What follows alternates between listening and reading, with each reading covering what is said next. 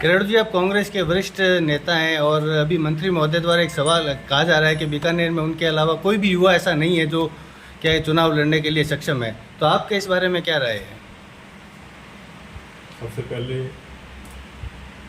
हमारे मंत्री महोदय ने जो वक्तव्य दिया है मीडिया के माध्यम से कि बीकानेर में कोई भी नौजवान चुनाव लड़ने के लिए तैयार नहीं है, मैं इसका पुरजोर खंडन करता हूँ। मैं विस्तार से आपके सामने कुछ बातें रखना चाहता हूँ। 2018 के विधानसभा चुनाव के समय बीकानेर में भास्कर और पत्रिका पूरे राजस्थान में अपने एक सर्वे कराया अपने लेवल पर। भास्कर में करीब 7,000 लोगों ने अपने मत दिए, पत्रिका में करीब 8,000 लोगों ने अपने मत दिए। और मैं धन्यवाद ज्ञापित करता हूँ बीकानेर के लोगों का, जिन्होंने उस वक्त सबसे मजबूत प्रत्याशी के रूप में मेरा चयन किया। मैं इसके लिए धन्यवाद ज्ञापित करता हूं। तो युवा कोई नहीं है, ये बात यहीं पर खत्म हो जाती है। लेकिन मैं आपके माध्यम से ये जरूर कहना चाहूंगा कि कांग्रेस पार्टी 1980 से एक व्यक्ति को लगातार 9 बार टिकट दे रही है और वो व्यक्ति ये कह रहा है कि बीकानेर में कोई भी नौजवान चुनाव लड़ने के लिए तैयार नहीं है। समीक्षा आपको करनी है कि कांग्रेस ने जो निवेश किया उस निवेश का फायदा कांग्रेस पार्टी को नहीं हुआ। आने वाले दिनों में इसका ध्यान कांग्रेस पार्टी को जरूर रखना चाहिए, ये मेरा निवेदन है। मतलब आप ये कहना चाह रहे हैं कि शुद्ध रूप से कमी मंत्री महोदय की है कि उनके अलावा कोई दूसरा नेता तैयार नहीं हुआ? मैं कमी किसी के नहीं कह रहा हूं, मैं ये कह रहा हूं मैंने भी 2010 में स्वतंत्र रूप से कांग्रेस पार्टी की विचारधारा के साथ काम करना शुरू किया। मैं आपको कम से कम 20 नाम गिना सकता हूं जो लोग मेरे साथ उस वक्त काम करने के लिए आए, जिसमें मेरे बगल में बैठे हैं ऋषि जी व्यास। ये 2009 में एकदम युवा थे, यूथ कांग्रेस के चुनाव में इन्होंने मेंबरशिप की थी। आज ये कहाँ है, आप सबके सामने है। इसी तरह मैं बीकानेर के मनोज सारण यूथ कांग्रेस के, मैं उनको पहली बार लेकर के चुनाव में गया और आज वो मुझे खुशी है कि वो पीआरओ है। देवेंद्र विसा जो 2011 के यूथ कांग्रेस के चुनाव में मेरे साथ थे, मेंबरशिप हमने की, आज वो एनओबी में है। ये ऐसे बहुत से उदाहरण हैं जो लोग बीकानेर में, सुंदर बेरड है, तोलाराम सियाग है, भीकाराम कटेला है, ये तमाम वो लोग हैं जिन्होंने मेरे साथ में शुरुआती दौर में काम करना शुरू किया और आज ये अपने अपने कांग्रेस पार्टी में अपने अपने एक क्षेत्र में मुकाम हासिल किया है। मुझे ये बात की गर्व है। यही चीज हमारे जो मंत्री महोदय हैं, उन्होंने एक का भी नाम गिना दीजिए जो सिर्फ उन्होंने तैयार किए। खुद से तैयार होने वाले नेताओं की भी फहरिस्त बहुत लंबी है। संजय आचार्य को देखिए, कितने अच्छे स्तर पर राजनीति कर रहे हैं, किसी के योगदान से नहीं कर रहे।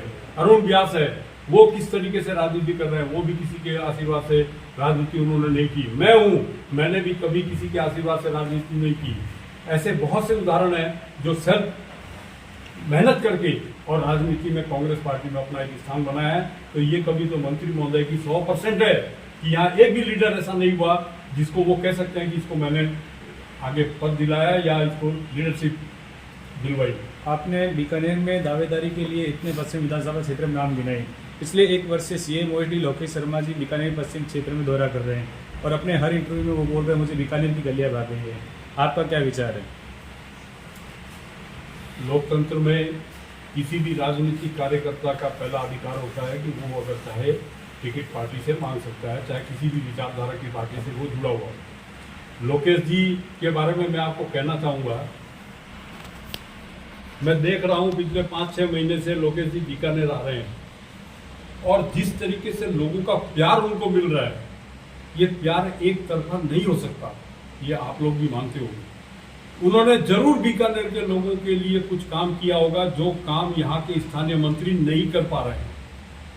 और कांग्रेस विचारधारा के जो लोग हैं उनको सेकंड ऑप्शन की जरूरत पड़ी तो उन्होंने लोकेश शर्मा जैसे व्यक्ति को चुना जो बीकानेर में लोगों को प्यार दे रहा है, लोगों का सम्मान कर रहा है, यहाँ लोगों की हर छोटी मोटी समस्याओं को सुनने की वो काबिलियत रख रहा है। और उसका चूंकि वो सीएम साहब के ओएसडी हैं तो वो बीकानेर में इतना हस्तक्षेप कर सकते हैं अधिकारियों के माध्यम से कि लोगों का काम हो। अभी आप देखें तो बीकानेर में जो हमारे मंत्री महोदय हैं उनके परिवार के अलावा किसी की भी बात कोई भी अधिकारी सुनने को तैयार नहीं है। ये आप लोग मीडिया में बार बार हमेशा पढ़ रहे हो और देख रहे हो। तो लोकेश जी अगर यहाँ आकर के टिकट मांगने का प्रयास कर रहे हैं और पार्टी उनको टिकट दे रही है, तो एक कांग्रेस जन होने के नाते मेरा भी दायित्व बनता है कि कांग्रेस पार्टी का जो प्रत्याशी घोषित किया जाए उसके साथ चुनाव में लगना चाहिए। मैं 2018 में कल्ला जी को पार्टी ने टिकट दिया था, उनके साथ तो पूरी ईमानदारी के साथ लगा हुआ था, ये आप सबने देखा है। इस बार अगर किस्मत से विधि कल्ला साहब को टिकट मिल गया तो आपका क्या रहेगा स्टैंड? मैं कांग्रेस का कार्यकर्ता हूं, कांग्रेस का हर निर्णय मुझे स्वीकार है, मैं उसको स्वीकार करूंगा और मेरे से जितना फंड पड़ेगा पार्टी के लिए काम करूंगा। सपोर्ट क्या- करेंगे कहने का मतलब है उनका? आप सपोर्ट करेंगे उनका? कांग्रेस का सपोर्ट करूंगा। मैंने कभी व्यक्तिगत राजनीति नहीं की। मैं कांग्रेस विचारधारा का व्यक्ति हूं, मैं गांधी की विचारधारा का व्यक्ति हूं, मैं कांग्रेस पार्टी के साथ में रहूंगा। ये मैं तो क्या राजकुमार किराड़ू स्वयं दावेदारी करने का मानस पूर्ण रूप से ढा चुके हैं? बिल्कुल नहीं। लोकेश जी टिकट मांग रहे हैं, ये उनका अधिकार है। कल्ला जी ये कह रहे हैं कि यहाँ कोई युवा नहीं है, वो उनका अधिकार है। मैं पिछली बार की तरह इस बार भी पूरी ताकत के साथ टिकट मांगूंगा और मेरी कुर्बानी, मेरे सेक्रीफाइस को 2018 में पार्टी देखेगी, जो किया है उसको देखेगी। और अब की बार 2023 में चूंकि पार्टी ने एक पॉलिसी बना रखी है, जो अखबारों के माध्यम से आप सब लोगों ने पढ़ा है, सुना है, समझा है, कि 70 साल से ज़्यादा उम्र के लोगों को टिकट नहीं दिया जाएगा। तो इसमें पहला क्लेम मेरा बनता है।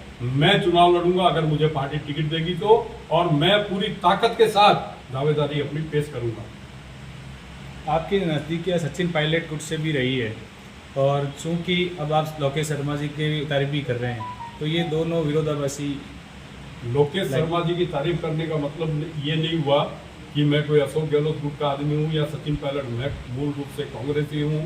सचिन पायलट जी से मेरी नजदीकता इस बात के लिए है कि वो एकमात्र व्यक्ति है पूरे राजस्थान में जिसमें कांग्रेस पार्टी में मुझे आगे बढ़ाने के लिए टिकट में सिंगल नाम मेरा दिया था। इसलिए मैं किसी गुट का व्यक्ति नहीं हूँ, मैं कांग्रेस विचारधारा का व्यक्ति हूँ। लेकिन मेरी जो मदद करेंगे मैं उनके साथ, कांग्रेस जन होने के नाते उसके साथ खड़ा होना मेरा धर्म बनता है। सचिन पायलट जी जो भी निर्णय लेंगे, जिस परिस्थिति में रहेंगे, मैं सचिन पायलट जी के साथ में रहूंगा, ये मैं आपको कह रहा हूँ। अगर वो कांग्रेस छोड़ करके जा रहे हैं तो उनका व्यक्तिगत निर्णय, वो निर्णय मेरा नहीं है। अगर राजकुमार किराड़ू को कांग्रेस पार्टी टिकट नहीं देती है तो क्या वो किसी अन्य पार्टी का भी रुख कर सकते हैं? नहीं, कांग्रेस पार्टी बाकी लोगों की तो मैं कह नहीं सकता। मैं मेरी बात आपके सामने रखना चाहता हूं। मैंने मेरे जीवन के 15 साल कांग्रेस पार्टी के लिए हिंदुस्तान के 11 राज्यों में और करीब करीब 220 जिलों में 13 साल तक लगातार काम किया है। इसलिए नहीं किया था कि मैं पार्टी को छोड़ूं। मैं पार्टी के साथ हूं, पार्टी के साथ रहूंगा और जिस भी परिस्थिति में जैसा होगा, मान लीजिए कोई परिस्थिति ऐसी बने जिसमें मेरे मन मुताबिक पार्टी मुझे सम्मान नहीं दे पा रही है, मेरी कुर्बानी को पार्टी समझ नहीं पा रही है, उस वक्त कोई व्यक्तिगत निर्णय अगर मुझे लेना पड़ेगा तो भी मैं लूंगा। ये मैं आपके माध्यम से कहना चाहता हूँ। एक राजस्थान में कांग्रेस के पैडलर एक और कांग्रेस खड़ी की जा रही है अशोक गहलोत फैंस क्लब के रूप में, तो उसके बारे में आपका क्या विचार है? वो पैरेलल कांग्रेस नहीं है, कांग्रेस की ही बात आगे ले जाने की बात कर रहे हैं। ठीक है, बहुत से फैंस क्लब बने हुए हैं, राहुल गांधी के बने हुए हैं, सोनिया गांधी के बने हुए हैं, प्रियंका गांधी के, अशोक गहलोत जी के भी बने हुए हैं। ये फैंस क्लब बनी हुई है। लोग इसका वास्तविक जो महत्व है वो ये है कि वो कांग्रेस की जो जन कल्याणकारी योजना है राज्य सरकार की, उसको जन जन तक पहुंचाने का काम कर रही है। ऐसा होना चाहिए, इसमें कोई बुरी बात नहीं है। कुल मिला के राजकुमार किराड़ू को यह नहीं लगता कि अगर कांग्रेस पार्टी लोकेश शर्मा को टिकट देती है तो वो भारी उम्मीदवार नहीं होकर बीकानेर का ही उम्मीदवार होगा? कांग्रेस पार्टी में काम करने वाला हर वो व्यक्ति जो पूरे हिंदुस्तान में काम करता है वो कांग्रेस परिवार का व्यक्ति है। अगर कांग्रेस का शीर्ष नेतृत्व तो ये तय करता है कि ये आदमी चुनाव लड़ेगा तो मेरा धर्म ये होता है कि मैं उसके साथ में खड़ा हूँ। ये मेरा स्टैंड है। मंत्री महोदय ने अभी कहा था कि लोकेश शर्मा जी को सरकारी नौकरी छोड़कर इस्तीफा दे देना चाहिए, तो क्या ये उनकी समझ, किस हिसाब से उन्होंने ये कहा कि क्या लोकेश शर्मा सरकारी व्यक्ति तो है नहीं? अब मंत्री जी इतने सीनियर व्यक्ति हैं, उनको यही नहीं पता है कि सीएम साहब के निजी सचिव के रूप में as a politician Lokesh Sharma ji काम कर रहे हैं। उनको कहीं इस्तीफा देने की जरूरत नहीं है। वो स्वतंत्र है टिकट मांगने के लिए, और वो अगर टिकट मांगते हैं तो उनको ऐसा कोई सरकारी व्यवस्था नहीं है जिसमें उनको ओएसडी के पद से रिजाइन करना पड़े। ऐसा कोई हमारे संविधान में व्यवस्था नहीं है। वो सरकारी उनको मेहनताना दिया जा रहा है, उनको कोई सैलरी बेस पर वो कोई परमानेंट एम्प्लॉय गवर्नमेंट के नहीं है। लोकेश शर्मा जी मुख्यमंत्री के ओएसडी हैं, तो उनका ये कर्तव्य है कि वे राजस्थान के हर जिले में जाके भ्रमण करें और कांग्रेस को मजबूत करें। तो बीकानेर दौरे से मंत्री जी को बौखलाहट क्यों हो रही है? अब ये जवाब तो मंत्री जी देंगे। असुरक्षा की भावना है, जैसा मीडिया में आप लोगों ने देखा है, पढ़ा है कि पार्टी ने स्पष्ट रूप से उनको मना कर दिया कि आपको आने वाले चुनाव में प्रत्याशी नहीं बनाया जाएगा। ये उसकी बौखलाहट है। नहीं तो जरूरत क्या पड़ रही है बार बार ये बात कहने की, मैं फिट हूं, मैं चुनाव लड़ूंगा? जरूरत ही नहीं है। आप 1980 से चुनाव लड़ रहे हो, आपको क्या जरूरत है लोगों के सामने ये बात कहने की कि मैं फिर चुनाव लड़ूंगा? इसका मतलब कहीं ना कहीं कुछ है जो उनके पक्ष में नहीं है, इसलिए वो ऐसी बातें कर रहे हैं। राजकुमार किराड़ू कांग्रेस कार्यकर्ता होने के साथ साथ समाज का एक बुद्धिजीवी वर्ग से जुड़े हुए हैं और आपकी समाज में एक मौजूदा स्थिति है, तो पुष्करना बाहुल्य क्षेत्र में लोकेश शर्मा जी की दावेदारी को आप किस तरह देखते हैं? ये निर्णय पार्टी करेगी। मैं लोकेश जी के लिए इसलिए कह रहा हूँ, बीकानेर में इतने सीनियर मंत्री बैठे हैं और बीकानेर के लोग लोकेश जी का सम्मान कर रहे हैं, लोकेश जी की बात कर रहे हैं, लोकेश जी को बुला रहे हैं, बार बार निमंत्रण दे रहे हैं। ये कमी कहाँ है? ये सवाल मैं आप लोगों के माध्यम से बीकानेर की जनता पे छोड़ना चाह रहा हूँ कि लोगों को राहत चाहिए। अल्टीमेटली राजनीति है क्या? लोगों को राहत मिले। सरकार क्या करती है वो अगर लोकेश जी से मिल रहा है तो शायद समाज और जाति और धर्म पे बंटवारा नहीं होना चाहिए। पार्टी